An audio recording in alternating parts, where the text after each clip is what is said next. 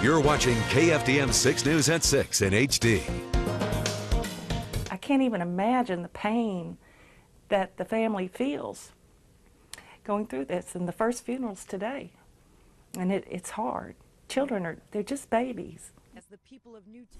A mental health professional reacting to the victims of the school shooting in Connecticut. Good evening, I'm Kelly Phillips. And I'm Bill Leger. Thank you for joining us. On a day when families have begun burying some of the young victims in the Connecticut school shooting, law enforcement officers there and people across the nation are asking if there were any warning signs, if the killer, Adam Lanza, suffered from mental health problems that might have been a factor in what happened. The answers are far from clear. KFDM anchor Ashley Gaston reports a woman who has spent many years with organizations that address mental health issues believes there had to be warning signs. If only I could reach my children. When you first look at it, you don't see the bird, but now you see the bird and you see the stress and the anxiety here. Paintings line the wall inside the entryway of Mental Health of America of Southeast Texas in downtown Beaumont. Change.Bordelon is the executive director. She says the art is a form of therapy for people diagnosed with mental health problems. This here, I think, is tremendous. I wouldn't have thought that hands holding hands would be such an emotional painting to look at. Adults and children create the paintings at the center in Beaumont that treats people with mental health problems. But look at this. There's still peace and calm.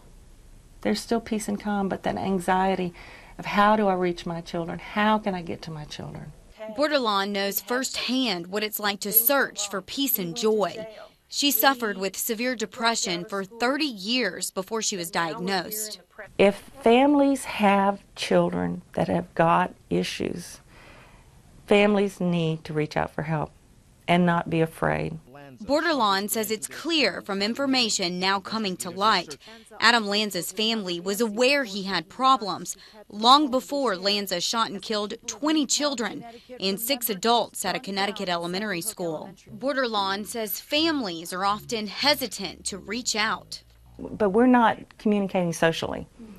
We're not looking at and hearing that somebody may be having an issue. I can't tell you how many people I deal with on a regular basis that call up here that need help for a family member, a violent family member. Bordelon says that phone call is the first step for many families.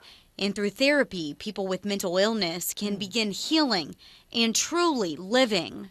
This is not the dark side of mental illness at all.